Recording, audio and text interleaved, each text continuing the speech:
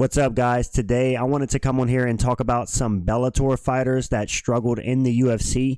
Just maybe they were highly ranked in Bellator, they were a champion, had an undefeated record, or they're on a big win streak, and they were looked to maybe do big things in the UFC, but once they crossed over, they didn't do all that great. So, with that being said, let's get right into the video, starting with none other than Michael Chandler, the dirty cheater. Now, boys, Michael Chandler, if you didn't know, started his career in Bellator. He has the most fights in Bellator history at 23, and I think he also has the most wins at 18. Michael Chandler is a Bellator legend, a three-time Bellator lightweight champion with 3 total title defenses. And yeah, like I said, the most wins in Bellator history. He had an extensive career in Bellator, some wars with Eddie Alvarez, some fights with Benson Henderson. I mean, the guy just came up, and he was that guy putting Bellator on the map. And people weren't sure if Michael Chandler was ever going to make his UFC debut, you know? He had been in Bellator, I think, from 2010 all the way up until 2020. And then, what do you know, in 2020, we get an article from the UFC saying, Michael Chandler's been signed. And everybody's hyped because it's like, Chandler's been in Bellator, cutting his teeth for a long time. How can he do in the UFC? And, you know, he got to the UFC. Everyone was super excited. His debut against Dan Hooker. Coming into the UFC, he had a Bellator record of 18-5, and coming into the UFC, I believe he was on a 3-fight win streak. So he was on a little win streak, you know. And he comes into the UFC, and what do you know? He knocks out Dan Hooker in the first round. Dan Hooker, known to have a solid chin, never been one-punch KO'd in the UFC as far as I know. He was body shot KO'd by Edson Barboza at one point. But Dan Hooker was tough, man. So for Michael Chandler to come into the UFC, condition Dan Hooker to the body, and then come up top with a right hand and put him out was very impressive. And people were like, okay, hold on. Michael Chandler in the UFC, 1-0, looking good.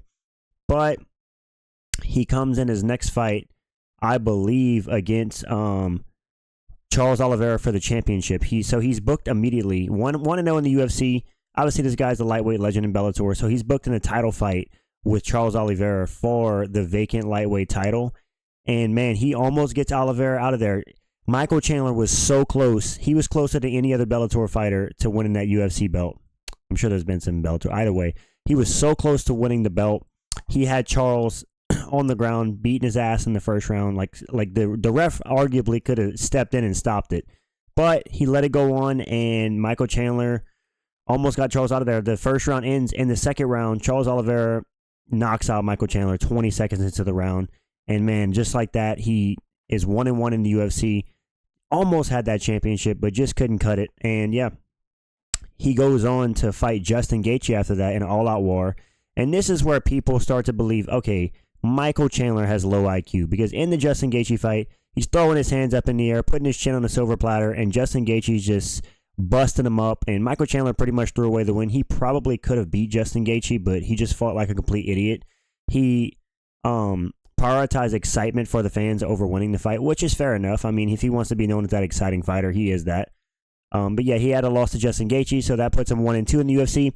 And then he gets a brutal KO against Tony Ferguson. Now, granted, it's a washed Tony Ferguson who's like 39 years old, on a 4 or 5 fight losing streak, something like that. And yeah, Michael Chandler he was actually getting pieced up by Tony in the first round, got taken down. Tony looked vintage Tony in that first round against Chandler.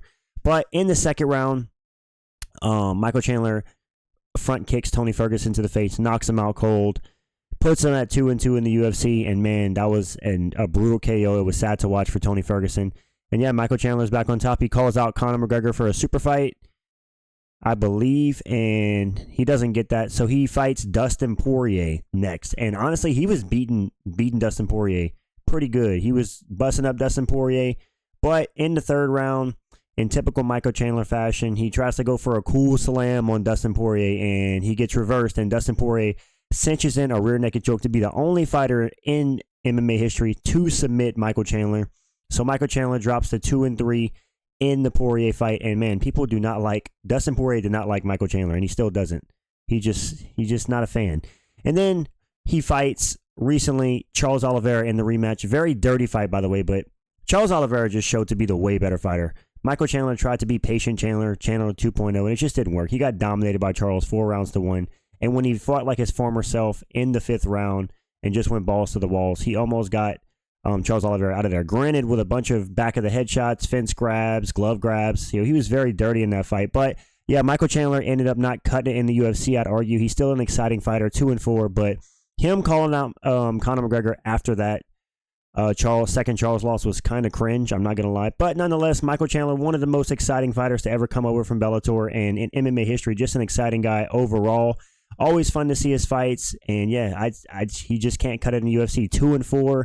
He's never going to become a champion, and he's negative in the UFC. I don't know what else to say. I like Michael Chandler. His fight style, he's exciting, but he's just not that skilled, and his IQ is kind of low. So low IQ Mike, sorry, brother. Let's move on to the second one on this list. We got Hector Lombard. Now, guys, if you're a longtime fan of MMA, you know how hyped up Hector Lombard was. 8-0 in Bellator middleweight champion, undefeated in Bellator, fastest KO in Bellator history with 6 seconds. I mean, this guy was the definition of like a scary marauder. Just a jacked dude, jacked out of his mind. 24 unbeaten streak coming into the UFC, hyped up to be the next UFC champ at middleweight. But let's be real, guys. USADA hit Lombard like a truck. After he got into the UFC and USADA hit, he just wasn't the same guy. I mean, if you look at his UFC record, 3-8 versus his Bellator record, it's quite the contrast. And if you look at the guys he lost to, bro is TKO by Neil Magny. If you know anything about Neil Magny, he's not great. He was destroyed by a 45, 46-year-old Dan Henderson with elbows. Lost the fight to Johnny Hendricks. KO'd by Anthony Smith.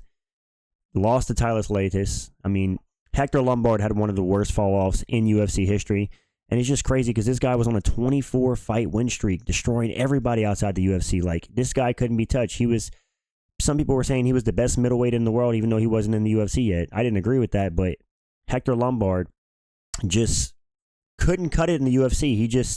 He wasn't that guy. I mean, he went to a split decision loss to Tim Boesch in his debut, I believe. And guys, let's be real. Tim Boesch wasn't anything that great. So Hector Lombard, I'd say he got exposed in the UFC. He was probably on roids if you look at him. And once he got to the UFC, USADA shut that down, and he couldn't take the roids anymore. So he looked like a shell of his former self. And you're facing better competition in the UFC. So not able to do roids on top of better competition. He ended up with a 3-8 record in the UFC. It sucks because I was really hyped for Hector Lombard to make his UFC debut and go on a run and just see if he can get to a 30-fight unbeaten streak, which would have been insane. But he got fraud checked once he got to the UFC, and that's just the way it goes sometimes. So, yeah, Hector Lombard, one of the biggest fall-offs in UFC history. And let's move on to the next one on this list. We got Ben Askren. Now, I know you guys know that Ben Askren was traded from one championship for Demetrius Johnson to the UFC, but if you didn't know, Ben Askren actually fought in Bellator as well. He was undefeated in Bellator, 9-0, with 4 title defenses in Bellator, the most consecutive title defenses in Bellator history. And this guy was pretty much the Bilal Muhammad of Bellator and won championship. He just would take you down over and over and just beat you up on the ground, but Bilal Muhammad has way better striking. Ben Askren has some of the worst MMA striking you'll ever see. And that was later exposed in the UFC. So he's 9-0 in Bellator. He goes on, like I said, to have 4 title defenses. Then he goes to one championship. He wins the belt there. And he eventually gets traded by one to the UFC for Demetrius Johnson, I believe, in 2019. And yeah, he comes in the UFC, and he is not looking great against Robbie Lawler in his debut. He debuts against Robbie Lawler. Robbie Lawler slams him on his head, arguably almost finishes him. But then Robbie Lawler gets caught in a bulldog choke by Ben Askren. It looks like he tapped, but I don't think he did. Herb Dean prematurely stops the fight, and Ben Askren wins his UFC debut. Not the most impressive. He kind of got his ass beaten and pulled out a BS submission, but nonetheless, he proved that he could beat a top guy to some degree. Well, he's booked against Jorge Masvidal, and the narrative going into the Jorge Masvidal fight was that Ben Askren was just going to wrestle hump him into a decision. Jorge Masvidal wasn't going to be ready for Ben Askren, and it just was a mismatch because Jorge Masvidal, although he had good anti-jiu-jitsu, he was easily taken down by a lot of wrestlers. So people assumed that Ben Askren would just destroy Masvidal on the ground, just kind of 50-45 him by decision by grappling. But in the fight, Jorge Masvidal immediately sprints across the cage, throws a flying knee as Ben Askren tries to shoot in for an immediate takedown, and he lands the fastest KO in UFC history on Ben Askren. Ben Askren from this point became a meme. He became a meme, and he just was proven to never be that guy, man. Ben Askren proved that you can make it in the outside organizations with no striking, but once you get to the UFC, it ain't gonna fly. Ben Askren has the worst striking in UFC history. Maybe him or like Jimmy Crute. It's just so, he looks like he's stepping on Legos when he's striking. I mean, that spinning back fist against Damian Maia was awful. So yeah, I'd say his awful striking was exposed in the UFC. And then he got KO'd by Jorge Masvidal in 5 seconds, which you could argue was a fluke, but I don't think it was. I think Jorge would have beat him every time now that we know what we know. Then he goes on to fight Damian Maia after the Jorge Masvidal loss, and he gets exposed in that fight. Damian Maia pieces him up on the feet and then eventually gets his rear naked choke against him in the grappling, and then Ben Askren retires. Now, one would argue that whenever he came to the UFC, he was past his prime. I think he was 34, 35 years old, and he had a bad hip. So you could argue it wasn't his best years, but let's be real, guys. Even if he wasn't his best years, Ben Askren, with the striking he had, he just would have never been able to cut it in the UFC. The guys in the UFC are too, even the Damian Maias of the world had way better striking than Ben Askren. And then in typical Ben Askren freaking meme form, he goes in the box Jake Paul and gets knocked out in the first round. Makes his striking look even worse than it already was. So, yeah, it's tough to be Ben Askren, man. But I will admit, he had some funny moments on the mic. He was a bit of a troll in the UFC. He was kind of funny, so respect to him. He did his thing in Bellator and won, but he just couldn't cut it in the UFC. And, yeah, he kind of got exposed. So let's move on to the next guy on this list, Will Brooks. Now, if you know, you know. Will Brooks was touted as one of the best lightweights in the world in Bellator, and he was 9-1 in Bellator. Bellator lightweight champ with 2 title defenses, an 8-fight win streak there. He was just a somewhat dominant decision fighter in Bellator. He had a couple KOs, but typically he would fight to decision as far as I remember. And yeah, he was coming into the UFC touted as a highly ranked prospect from Bellator that could do some damage in the UFC. 18-1 entering the UFC. And man, he just couldn't cut it, man. Will Brooks got into the UFC, and I guess that next level of competition was just too much. He was finished in all 3 of his UFC losses by Nick Lentz, Charles Oliveira, and Alex Oliveira. Fair enough, some decent competition, but he just showed, I mean, Nick Lentz wasn't ever that great. He was okay, but Will Brooks to get finished by him, and Alex Oliveira wasn't that great either. Charles Oliveira, obviously former future champion after that, but yeah, man, Will Brooks just got to the UFC, and he just couldn't cut it. He just proved to us that the UFC was too big of a step up in competition, and yeah, I think he actually, after his UFC career, he went on to get some wins in some other promotions, but it's sad because a lot of people thought this guy was going to enter the UFC and become the lightweight champ, and I didn't think that. But a lot of people, that was some people's narrative going in, but I didn't think it.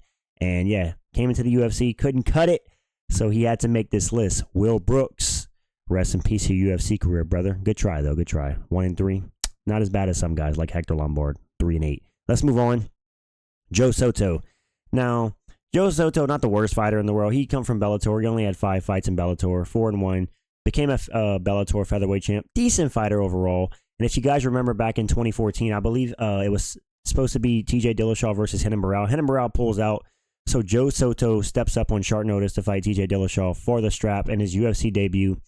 And man, TJ Dillashaw just proved this guy was a Bellator guy and not a UFC guy. We'll just say that because he showed the UFC skills on another level. I don't know if it was Dillashaw or Pillashaw. Who knows who was in the system. Either way, he beat Joe Soto's ass and showed him, like, look, man, this is the UFC. Your little 6-fight winning streak in Bellator don't mean jack squat. And yeah, man, he got brutalized by TJ Dillashaw. Never was quite the same after that fight, I'd say. Went on to go have a 3-5 record in the UFC, which, you know, isn't the worst, but man, almost double losses the amount of wins in the UFC is rough. But respect to Joe Soto. Not many fighters in general can say they ever made it to the UFC. And this guy did, so respect to him. And this guy had to be a vegan because look at his soy body, bro. Come on, you got that Nate Diaz freaking physique, dude. Step it up. Either way, let's move on to the next one on this list. Lyman Good. Now, Lyman Good was a solid fighter in Bellator, 8-3. And honestly, if you look at the guys he lost to in the UFC, not that bad. So I know this list is about fighters that couldn't cut it in the UFC, and he does fall in that category, going 3-3. But it's not. He's probably the best Bellator fighter on this list. That, like, he did the best in the UFC. Maybe you could argue Michael Chandler, but Michael Chandler's 2-4. Lyman Good was the first Bellator welterweight champion. He did have some losses in Bellator, 8-3, but he came into the UFC as a solid Bellator fighter. And yeah, man, he lost to Zaleski Dos Santos. Can't say that guy's name. Damian Maia and Bilal Muhammad. Which, look, man, that's good competition in the UFC. He lost to, and he had 3 wins. So not like the worst Bellator fighter to come to the UFC. And this guy, I mean, if you look at his physique, this guy was freaking shredded. So I mean, if it was a bodybuilding competition, this guy would have been a champion in the UFC, but obviously it's not. It's fighting, and yeah, he lost to the upper competition and just couldn't quite cut it in the UFC, couldn't get to that top contender status. But, you know, he had a solid career in the UFC, so respect to him. Lyman Good, you're a good man. Let's move on to the last one on this list. Now, this one's kind of an honorable mention. David Branch did not come from Bellator. He actually came from World Series of Fighting, but I did want to include him on this list because This guy was insane in World Series of Fighting. 10-0, middleweight and light heavyweight champs simultaneously, 4 title defenses. This guy was finishing everybody in the World Series of Fighting. And whenever he got signed to the UFC, man, I was actually like looking into this guy's resume, and I was like, holy crap, dude. David Branch is about to take over the UFC. This guy is nuts. Good grappling, good striking, 10-fight win streak, double champ. Like, this guy had it all. So coming into the UFC, I'm like, all right.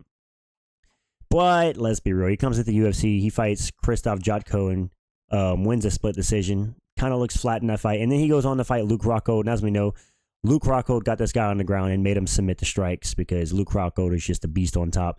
And then he went on to lose to Jared Cannonier by KO. And I think Jack Hermanson ended up submitting him. So yeah, man, sucks because David Branch was such a talented fighter outside the UFC. And he came into the UFC and he just couldn't cut it. Whether that had to do with USADA, who knows? I think he did fail a drug test at one point, so there's always that. And yeah, man, I think a lot of the UFC fighters that come from Bellator or these other promotions, they don't look the same because let's just say them drug tests hit different. Them physiques go downhill. And a lot of them, sometimes it's just better competition, but you can argue that whenever you face better competition and you can't do the saucy stuff that you were doing in other promotions, you're going to struggle. And a lot of these guys did. He had a 4-5 UFC record, not the worst in the world, but from 10-0 to 4-5 is quite the drop-off, I'd say. And yeah, man, guys, these are just some fighters I want to talk about coming from other promotions, mainly Bellator, that just couldn't cut it in the UFC one way or another. They came to the UFC, they were dominant, and yeah, they just couldn't cut it when they came here to the UFC. So let me know what you guys think in the comments. Who else would you add into this video that came from Bellator, came from a World Series of Fighting, or even one championship that was looking really great in those promotions, but just couldn't cut it? And yeah, that's it for the video, guys. I got a new camera. Hope you guys can notice that the quality is a little bit better. I appreciate you guys watching as always. Thank you guys so much for 1,100 subscribers. The channel support lately has been crazy.